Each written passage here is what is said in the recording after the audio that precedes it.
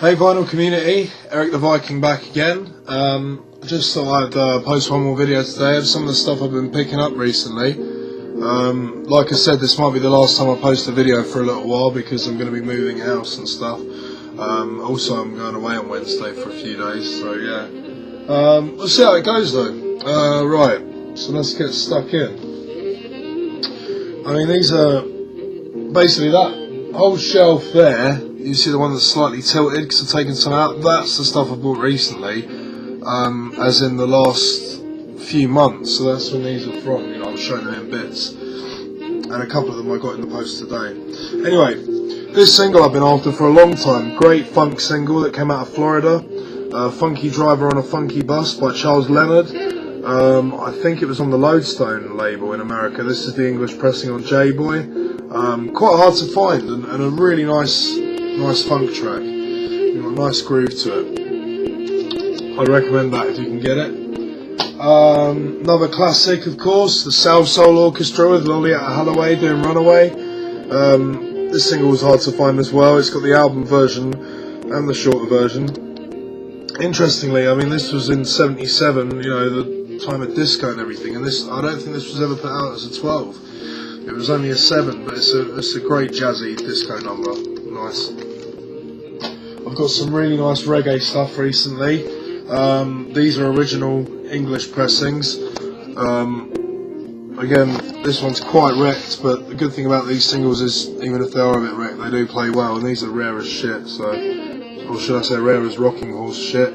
This is Mr. Brown by Bob Marley, produced by the legend Lee Scratch Perry, with Dracula on the B-side. You know, in terms of reggae, one of my favourite producers is probably Lee Scratch Perry, because he was just insane.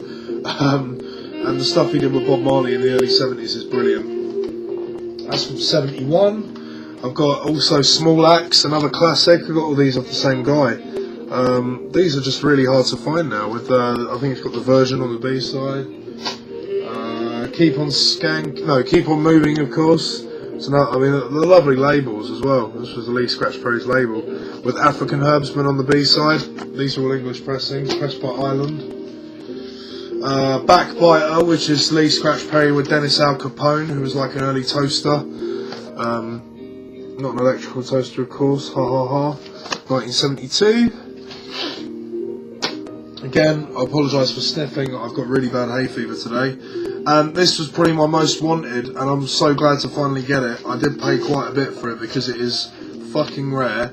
And for years I'd heard about it, but I didn't know if this English pressing actually existed, and now I know it does. Calve Skank by the Upsetters, which is well, I'll show you. 1 second. It's like, I'm using iTunes here, I'm not using my deck. It's kind of cheating, it's not the same, I know, but where is it? I've got to find it first. Musically, the track is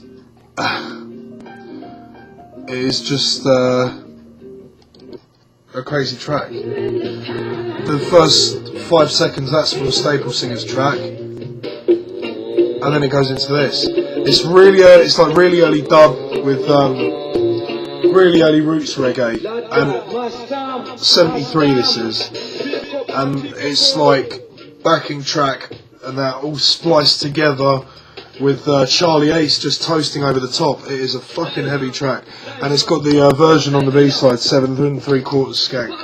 Lovely to get this because this is so rare, and of course it wasn't a hit. It was just too odd for people back then. I do like my reggae, within reason. I don't like any 80s reggae. I think it's insulting. This is by some say this is the first ever dub single from 1969. Andy Capp, Popper Top, Sipper Sop. Nice track. They say it's the first dub track because it was the first one where they utilised the backing track and messed around with it and added things onto it. It was a backing track from another track called Fat Man, I think, by someone, I can't remember who it's by. And it's got Rico on the B-side, The Lion Speaks. And another one of my most wanted reggae singles, which is also a Lee Scratch Perry production, was Herb Vendor by Horsemouth, or Leroy Wallace, who was one of the Upsetters drummers. This is very hard to find. On this tiny English label Fight, This is from 1977. Really good track. Madlib has comped it on one of his compilations as well. I'll show you it here, hang on. This is it. It's about a drug dealer, of course. Heavy as shit. Fucking great. And again, this is a mint copy.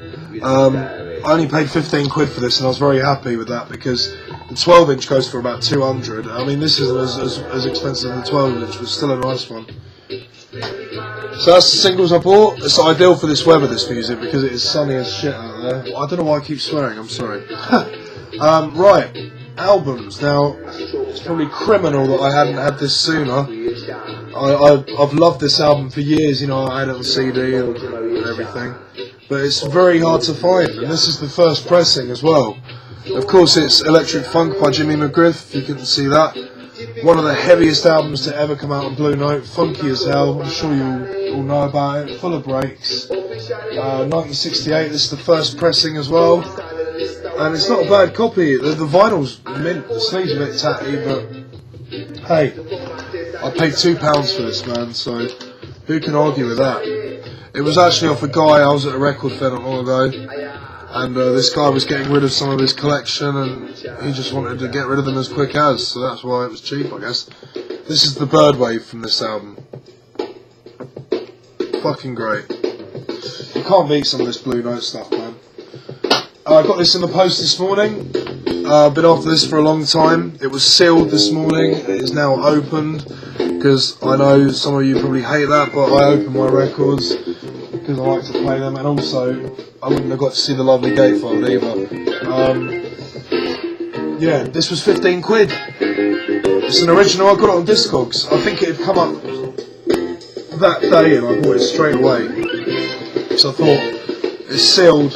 I'm going to take a risk buying it. It might not be the original, but hey, it is. And yeah, this is Alice Coltrane, of course. This is my favourite Alice Coltrane album. It's got Jack DeJohnette on drums. Ornette Coleman is at the helm doing the string arrangements. You've got Rashid Ali on it as well. It's one of the most spiritual jazz albums out there, and it is effing great. I love this album. It's one of those albums that can just send you into a trance. To be fair, all of Alice's Impulse albums are great. I'd recommend all of them. She only did a few for Impulse, but for me this is the best one. I don't know if you saw my post about the Canterbury prog scene. I finally managed to secure a lovely original copy of The Civil Surface by Egg, which I've been after for a long time. Egg are one of my favourite bands of all time. This is the original pressing on Caroline, the English pressing. Caroline was owned by Virgin. It's the same model that was the original on the Virgin label. She was older than she looked, apparently. Great album. Probably their weakest, because they technically broke it up by the time this came out. I think most of the album was recorded earlier on, like 1971 or something. This came out in 74, but it's still really good. It's got Germ Patrol in it, Ring the Ground Out loosely, Enneagram. It's got some crazy wing quartet experiments on there as well. Really good album. And another one I'm very pleased to finally get a copy of. Just goes to show, you know, you'll be after something for years and then it will just come out of nowhere. That was from Discogs as well, and again, that had come up that day, £20. Another one of my recent, fairly recent discoveries, and now one of my new favourite bands, This Heat. I absolutely love this band. They have blown my mind.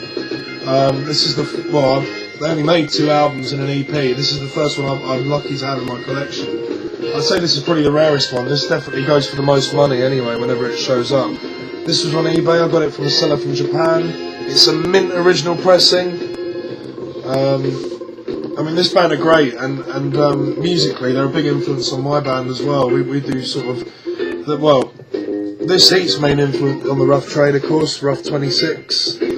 This Heat's main influences were Cad and Lee Scratch Perry, so that gives you an idea of what they were like. Very experimental, very edgy, bits of funk in there, bits of krautrock, right up my street. I love this album. I love this band. And again, really short-lived and not recognised in their own time, and often with a lot of post-punk stuff from this period, it sounds like it was made yesterday, or today. Really good stuff. Don't know if you guys know about the Soul Cow label, which is owned by Stone's Throw. a heavy label, good hip-hop label that are putting out decent hip-hop, not the bullshit that go on about money and bling. Anyway, SoulCal is a subsidiary of Stones Throw, and they deal in obscure funk reissues, like 12-inch singles. This is a UPC All-Stars featuring Leslie Smith of LA Carnival. LA Carnival were another band that Stones Throw had released on the Now Again label. They had one single that came out at the time called Colour, which is a heavy funk single, amazing, and everything else was unreleased until recently when Stones Throw put it out. Anyway, Leslie Smith was the leader of LA Carnival when he went on to make this single. Some of you guys may also know this track because it's on the computer game Saints Row 2. It is a fucking great soul track, great funky soul track, and the amazing thing is this was unreleased until this was put out a few years ago. And these SoulCal 12s are getting quite hard to come across now, so it's nice to get that. And that was sealed when I bought it. I got it for a couple of quid on the Discogs. Another one I've been after. I've done pretty well this week. Another one I've been after for a very long time. This isn't even that old. This is put out by Jazzman, Gerald Short's legendary London obscure funk and jazz specialist label. Now, this is library music at its hottest. This is French library music by Eddie Warner, who I think he owned the Illustration Musicale label. In the 70s, they put out some really dirty library funk, about 20 albums I believe, not all credited to him, and Nino Nardini and all that sort of stuff. If you know your, I'll play you some now, I'll show you how heavy this shit is. This is the most well-known track, Devil's Anvil. I mean, you can't argue with a break like that. Really heavy, really simple, great. And this is basically a comp of the best of Eddie Warner's stuff. And this was a very limited release and came out in 2000. You know, whenever it does show up, it's fairly expensive even now. I've seen them going for 40 or 50 quid because if you want the originals, you're looking at 400 or 500 quid an album. Anyway, it just goes to show you can still get your bargains because I got this in a record shop for £6. So there you go. If you can find it, get it. This is Volume 2. Volume 1 has got other artists on it. So this is mainly Eddie Warner and also Cecil Loiter, and Roger Morris as well. This is heavy as hell. Devil's Anvil, this track is. An interesting one I picked up. Big fan of avant-garde and free jazz. This is Dave Burrell, a legendary pianist who was on Pharoah Sanders' Towhead album. Also played with Sonny Sharrock and people like that. This is one of his early albums. Excuse me, 1968 I think, on the Douglas label. I haven't given this a proper listen yet, but it sounds good. It's got a cover of West Side Story with Pharoah Sanders on tambourine only, and it starts with the riff and descends into General Mayhem. He also made a crazy album for the BYG Actual label, which I don't own, called Echo, which is just 2 tracks of sublime noise. That's a good way to describe it. But yeah, this sounds like a good album. I need to give this a proper listen. Mint copy. Not seen that often. It's one of the earliest releases on the Douglas label too, of course. That's that. Another, probably one of my favourite female singers, songwriters, if you want to call that, Laura Nero. It was just in a category on her own, really. This is Smile, one of her later albums from '76. Really nice. Really jazzy, really soulful, really good. My favourite album of hers will always be her first one, Eli and the 13th Confession, but this is still pretty good and well worth getting. And as a first English pressing, quite hard to find now. And from the same seller, I also picked up her '78 album, Nested, as well, which is also just as good and just as jazzy. And I think she only released a few more albums after that until she passed away. She was quite young when she passed away of cancer. She was beautiful as well. Beautiful voice. I'm quite a fan of the Shimmy Disc label, home to King, or was home to King Missile, and also this band, Bongwater, who were mental. I've been after this for a while. Their albums are quite hard to come by over here. How can I describe this? It's quite Zappa-esque, or definitely they're a big fan of Zappa. Female vocalist, the very sexy Anne Magnuson, who's also an artist. And it's basically Kramer who does all the music. Who's that guy there? He owned the Shimmy Disc label. And it's a great album. Really experimental, really ahead of its time. 1980, no? I think it's 1990. Yeah, 1990. Really good album. Another classic, which is nice to get an original UK pressing of. Stevie Wonder's brilliant. This is probably his first really consistent album, in my opinion. Worth it just for his cover of We Can Work It Out, which, shoot me down, I actually prefer to the Beatles version. Great cover too. And this is the original English pressing. And it's got some really nice tracks on there. Really nice, like Sugar and You Can't Judge a Book by Its Cover. Great album. And of course Sunset and Delivered is in there. Excuse me, I need to blow my nose. I think this is getting pretty bad. I also picked up some nice reggae albums.